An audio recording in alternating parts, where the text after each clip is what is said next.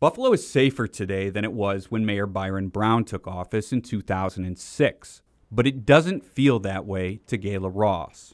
Ross lost her only son, Amir Gems, when he was shot and killed during a robbery 3 years ago. Every day somebody's shooting or somebody's getting shot, somebody's dying, somebody's getting robbed or mugged, or it's not getting safer. While there's been a spike in shootings and murders the past year, statistics show crime in Buffalo has fallen substantially over the past 15 years. Investigative Post analyzed crime data from 2006 through 2019. We found that violent crime, that's murders, rapes, robberies, and aggravated assaults, fell 36%. That's more than double the drop nationally. We also compared Buffalo with 78 other cities with a population between 200,000 and 500,000 people. Our violent crime rate ranked 12th worst. The data speaks for itself, and obviously those numbers are disturbing. More than 9 in 10 violent crimes involve robberies and aggravated assaults. They've dropped by 1/3 during Brown's tenure. Still, that's an average of 6.5 a day. Put another way, someone is robbed or assaulted an average of every 4 hours in Buffalo. And keep in mind that victims only report violent crime to police about half the time.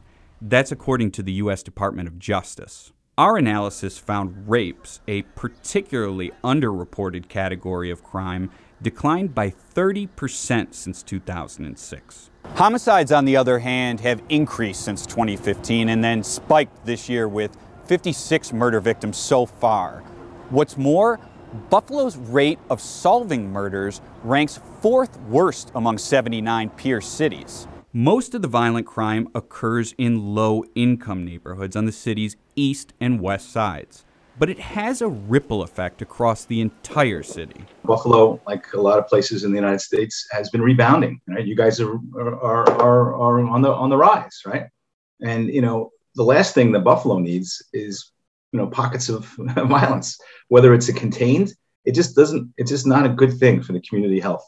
Mayor Brown, who refused to talk with us for this story, has credited good police work for the city's decline in crime.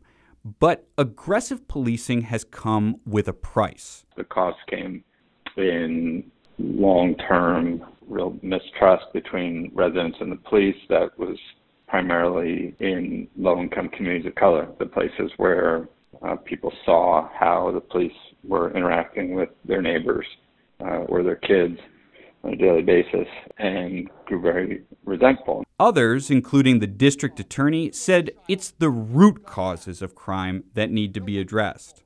I would guarantee you, if you look at the poverty rates, the lack of health care amongst children, the educational levels amongst children, the lack of economic opportunity, and you do a statistical analysis of those categories, you're going to find Buffalo 12 out of 78 in all of them as well.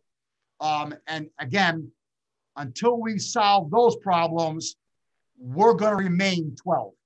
For Gayla Ross, it's too late for those solutions. And you want children and you want grandchildren and you want to be able to, acquire stuff and leave your children a legacy or leave them. I have nobody. Everything that I've done in my life from March 2nd, 1999 up until this day was for Amir. Everything. I woke up every morning and the first thing I thought about, and still to this day, is Amir. For Channel 2 News, I'm Phil Gambini with Investigative Post.